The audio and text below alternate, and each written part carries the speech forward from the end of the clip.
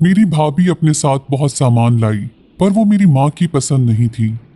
अम्मी ने उनको तहखाने में बंद कर दिया और उनका सामान मेरी बड़ी बहन को देकर रुखसत कर दिया।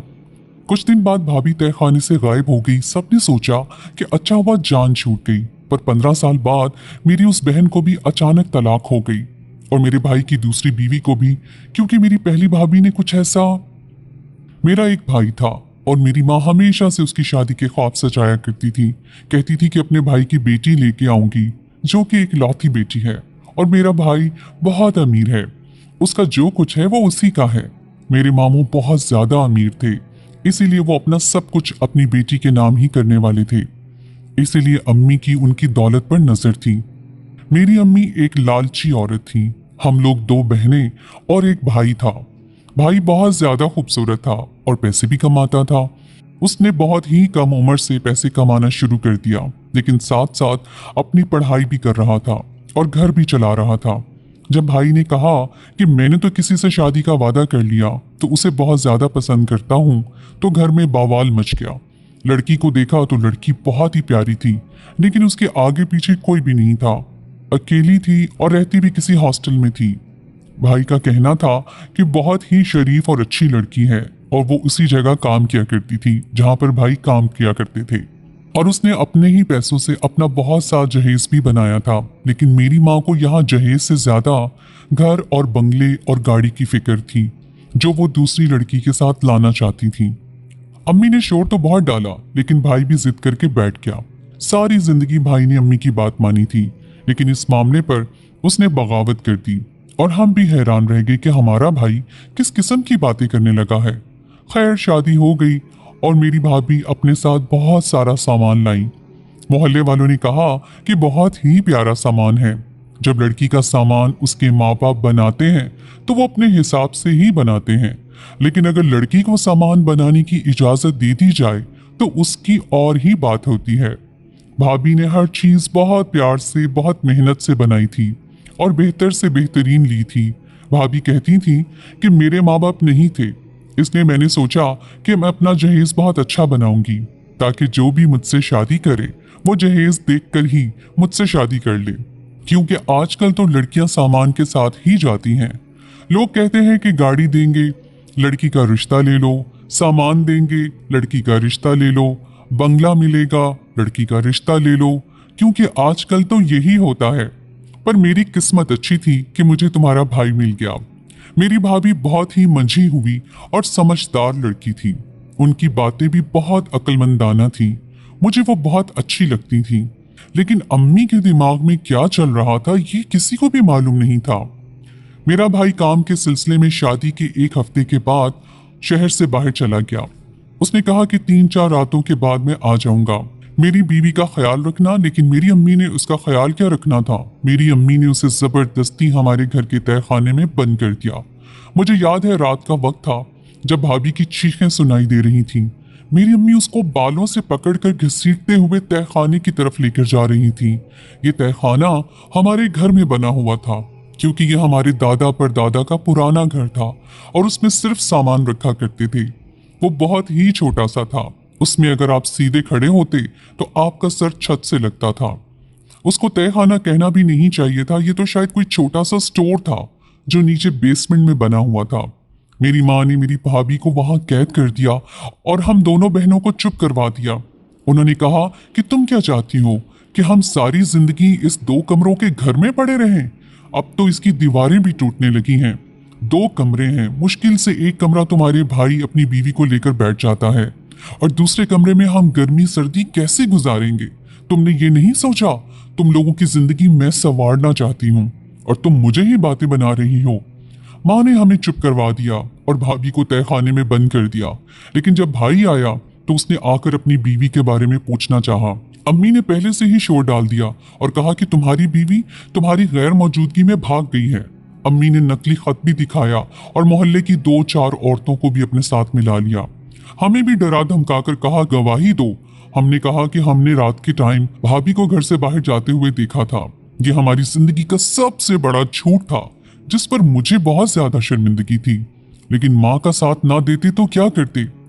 भाई बहुत ज्यादा दुखी हो गया, भाभी को तलाश करने लगा, भाभी घर में ही थी, लेकिन भाई उनको तलाश करते हुए मारा मारा फिर रहा था। मेरी माँ भाभी को खाना दे दिया करती थी और वहां पर उनको बांध कर रखा हुआ था। जब यकीन आ गया कि मेरी भाभी अब नहीं आएंगी, तो मेरी माँ ने उनका सारा सामान मेरी बड़ी बहन को देकर उसे रुखसत कर दिया और भाई से तलाक भी लिखवा ली। बहन का पहले से ही निकाह हो चुका था और रुखसती करना बाकी थी। जो सामान मेरी भाभी ने बड़े प्यार से अपने लिए बनाया था, उन्होंने कभी सोचा भी नहीं होगा कि वो सामान किसी और के पास चला जाएगा। मेरा भाई अब दुख में रहने लगा और फिर से काम के सिलसिले में कहीं चला गया।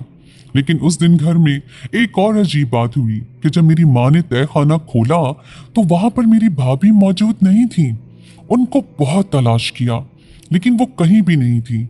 मेरी माँ ने कहा कि चलो अच्छा हुआ, मुसीबत खुद ही चली गई, क्योंकि मेरी माँ ने मेरे भाई के लिए रिश्ता ढूंढ लिया था।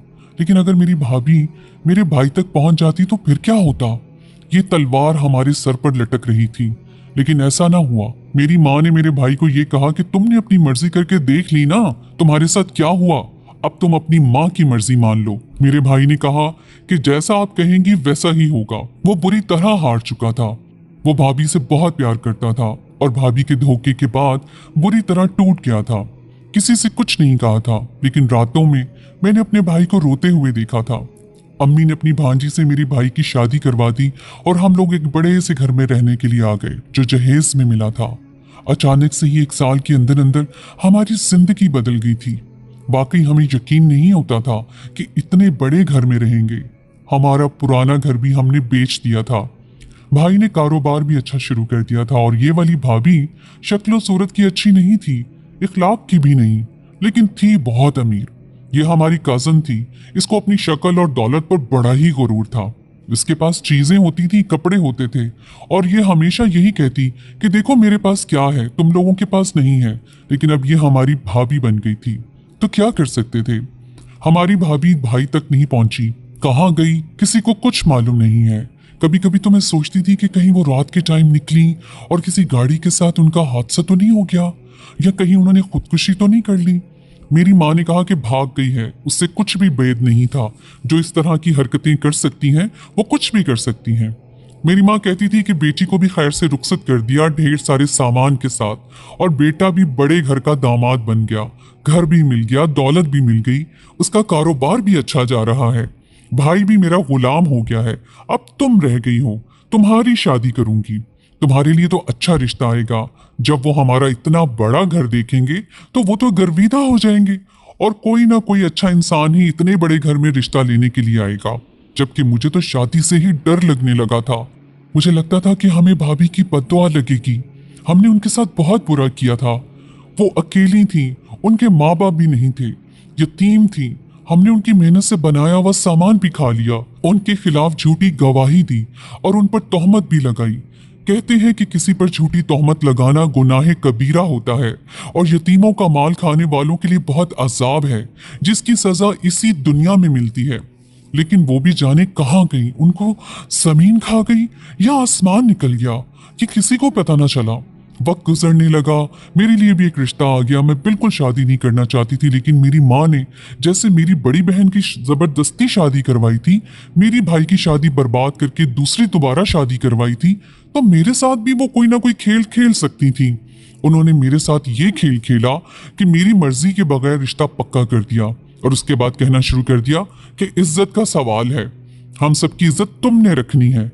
मैंने तो उनको कह दिया कि इज्जत की टोकरी मेरे सर पर रख दी और मैं शादी करने के लिए हाँ कर बैठी। रिश्ता तो अच्छा था, लोग भी अच्छे लग रहे थे, हमारे जानने वाले भी नहीं थे, दूर दराज के शायद कोई रिश्तेदार थे, लेकिन वो रिश्तेदारी भी मोहल्लेदारी की तरह ही थी, क्योंकि हम कभी उनके मोहल्लेदार रह चुके थे। मेरी शादी हो गई, मेरा शौहर अच्छा था, लेकिन मेरा दिल बहुत परेशान रहता था। मेरा शौहर मुझे कहता कि तुम्हें क्या परेशानी है, तुम क्यों डर कर भाग जाती हो। मैंने उसे कहा कुछ भी नहीं, मेरे दिल में हमेशा से एक डर बैठा रहता है। ये दुनिया मकाफात अमल है, यहाँ जो किसी के साथ किया होता है वही आपके साथ भी होता है, इसलिए मेरे दिल को धड़का लगा रहता है। ख्वाब भी मुझे बुरे आते थे। मैंने ये बात अपनी माँ को बताई तो मेरी माँ ने कहा कि कुछ नहीं होता, उसने कौन सा अच्छा किया, हमारे सीधे साधे बेटे को वरगला लिया था, अकेली रहती थी, पता नहीं क्या कुछ करती होगी, आगे पीछे तो कोई था नहीं। बदकिरदार लड़की है जो उसने लड़के को फंसा लिया, फिर उसके साथ शादी करने के लिए भी तैयार हो गई।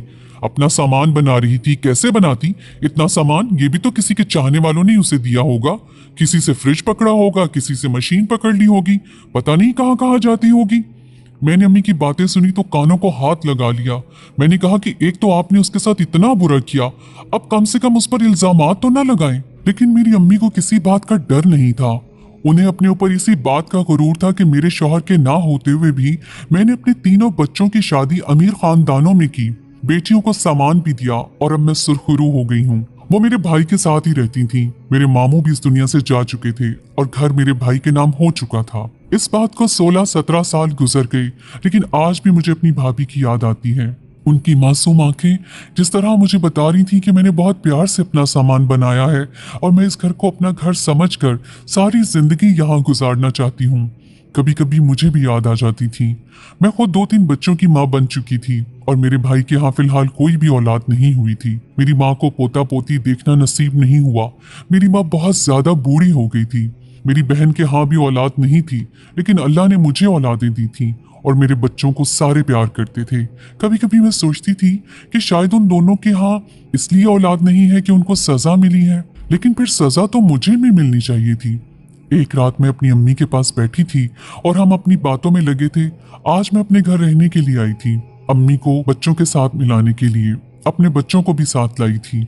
घर में रौनक लगी हुई थी। मेरी माँ कह रही थी कि आज अगर टाइम से मेरे बच्चे और मेरे बेटे और बेटी के यहाँ भी औलाद हो जाती तो 10-12 साल की होती, जवान जहान होती। आजकल के बच्चे तो बहुत जल्दी समझदार हो जाते हैं। अब तो ये लोग इलाज भी करवाते हैं, कहते हैं कि 10-15 साल गुजर गए, आधी जिंदगी तो गुजर गई, आधी रह गई है, वो भी गुजर जाएगी।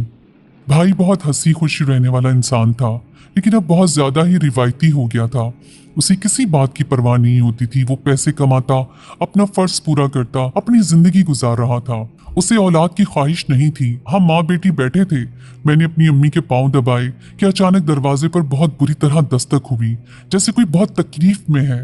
पहले ही इंसान समझ आता है कि दस्तक देने वाला या तो बहुत जल्दी में है या फिर कोई मसला है। हमने कहा कि अल्लाह खैर, क्या हो गया? दरवाजा खोला तो सामने मेरी बड़ी बहन खड़ी थी और बुरी तरह रो रही थी। रोते रोते मेरी माँ के गले लग गई। हमने उससे पूछा कि बताओ तो सही, हुआ क्या है? रात के इस वक्त कहाँ से आई हो? अकेली कैसे आ गई? साथ में कोई क्यों नहीं आया? लेकिन वो रोती जा रही थी, बता नहीं रही थी।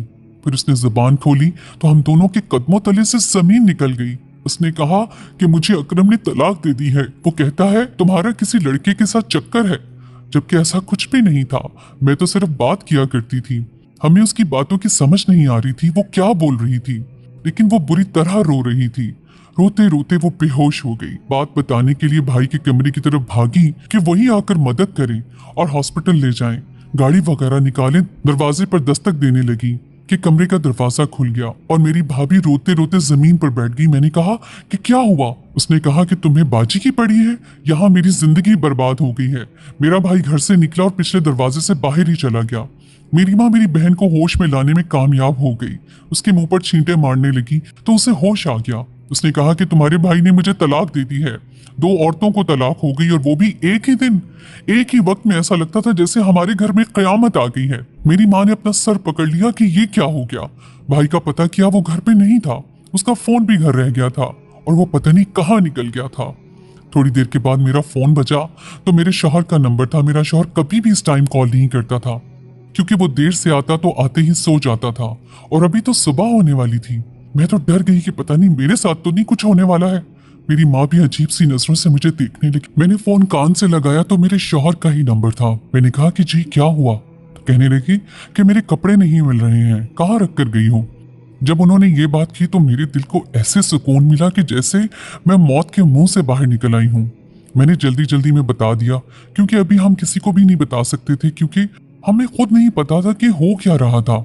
मेरी भाभी को भी बिठाया और बहन को भी, और दोनों से पूछा तो दोनों ने कमोबेश एक ही जैसी कहानी सुनाई। उन्होंने कहा कि हम लोग समाजी राब्ते की वेबसाइट पर बातें किया करते थे हमने एक लड़के को भाई बनाया हुआ था, लेकिन वो तो बहुत छोटा सा था। और फिर उसने हमारी तस्वीरों के साथ अपनी तस्वीर लगाकर कुछ मायूब सी तस्वीरें बनाकर मेरे भाई को दिखा दी। भाभी ने ये कहानी सुनाई तो बहन ने भी यही कहानी सुना दी।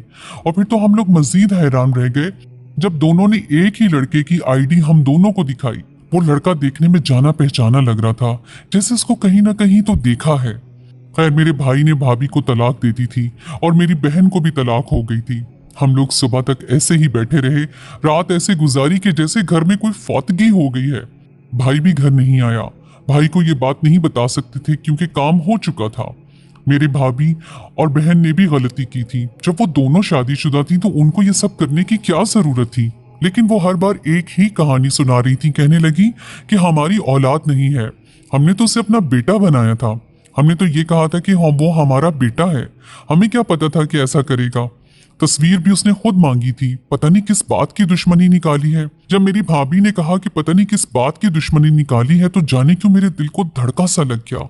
और मेरी माँ ने भी मुझे हैरान होकर देखा। अगर ऐसा था तो फिर मेरा घर भी बर्बाद होने वाला था कि दुश्मनी तो सिर्फ एक ही इंसान से हो सकती थी। मैं वापस अपने घर आई तो मेरी सास ने कहा कि तुमसे मिलने के लिए कोई आया है। उसे मैंने बैठक में बिठाया है, पहले उसे जाके मिल लो। हम तुम्हें कॉल करने लगे थे, लेकिन शुक्र है तुम खुद ही आ गई। जब बैठक में मैं दाखिल हुई तो ये मंजर देखकर मैं हैरान रह गई। वो कोई और नहीं बल्कि मेरी भाभी थी, जिसके साथ मेरे भाई ने शादी की थी। मैं उसे देखकर हैरान रह गई। उसके साथ वो लड़का भी बैठा था। उसने मुझे कहा कि ये मेरा बेटा है, तुम कैसी हो। मैंने उसे कहा कि इसका मतलब है कि तुमने। उसने कहा कि हमने ये सब कुछ करवाया है, बदला लिया है उन दोनों से। उन दोनों का दुख जब तुम्हारी माँ को मिलेगा तो तुम्हारी माँ भी तड़पेगी, लेकिन तुम्हें कुछ नहीं कहूंगी क्योंकि तुम्हारी आंख में मैंने अच्छाई देखी थी। तुम्हारा घर बर्बाद नहीं करूंगी। तुम्हारे छोटे छोटे बच्चे हैं। मैंने कहा कि तुमने ये सब कैसे कर लिया और तुम कहाँ चली गई थी। तो कहने लगी कि जब तय खाने से निकली तो सड़क की तरफ भाग गई थी क्योंकि घर में नहीं आ सकती थी। तुम लोग फिर मुझे पकड़ लेते और सड़क पर मेरा एक्सीडेंट हो गया था। एक बहुत अमीर इंसान के साथ 6 महीने तक मैं कोमा में पड़ी रही। मुझे जब होश आया तो पता चला कि तुम्हारा भाई दूसरी शादी कर चुका है, इसलिए उससे बदजन हो गई। वो अमीर आदमी था, बहुत अच्छा था, जो मुझे हॉस्पिटल लेकर गया और फिर मेरा सारा खर्चा भी उठाता रहा। ये उसी का बेटा है। वो भी इस दुनिया से जा चुका है। उसकी सारी दौलत मुझे मिल चुकी है और उसके बेटे की जिम्मेदारी भी। मैं दिन रात रोती थी। इस बच्चे को मैंने माँ की तरह पाला। इसके साथ रहकर मुझे कुछ सुकून मिला, नहीं तो मेरा दिल कितना दुखा था कि गम मुझे मार डालता। लेकिन जब इसको मैंने अपने बारे में बताया तो इसने कहा कि मैं आपका बदला जरूर लूंगा। मैंने उसे मना किया, लेकिन यह मना ना हो सका और इसी ने कोई प्लान बना लिया। कैसे ये उन लोगों तक पहुंचा, इसने क्या कुछ किया, ये मुझे कुछ भी नहीं पता। कल ही मुझे पता चला है, लेकिन जो भी हुआ है वो लोग इसी काबिल थे। मेरे आगे पीछे कोई भी नहीं था, मेरे पास कुछ भी नहीं था। जो था वो भी तुम लोगों ने लूट लिया था। लेकिन फिर भी मेरे साथ इतना अच्छा मामला हो गया कि एक शख्स मुझे मिल गया जिसने मेरा ख्याल किया और मेरा साथ दिया। और आज मेरे दिल को सुकून मिल गया क्योंकि मैंने अपने दुश्मनों से बदला भी ले लिया है। इसलिए कहते हैं कि किसी को भी बेयारो मददगार समझकर उसके साथ कभी भी इतना बड़ा जुल्म नहीं करना चाहिए। मैंने आप लोगों का क्या बिगाड़ा था। मैंने उससे माफी मांग ली और कहा कि तुम अभी मेरे भाई के निकाह में हो। तो भाभी ने कहा कि तुम्हारी माँ बहुत चालाक थी, उसने तुम्हारे भाई से मुझे तलाक करवाई थी। तुम्हारे भाई ने बाकायदा लिख के तलाक दी थी और वो मुझे तलाकनामा देने के लिए तहखाने में आई थी। मैं तुम्हारे भाई के निकाह में नहीं हूँ। अगर ऐसा होता तो मैं वापस उसके पास आ जाती, उसको सब कुछ बता देती। भाभी वहां से चली गई और फिर दोबारा कभी भी मुझे नजर न आई। ना ही उन्होंने मुझसे कभी राब्ता किया या मेरे भाई से। भाई और बहन का घर उजड़ चुका था और उसकी जिम्मेदारी मेरी माँ की थी।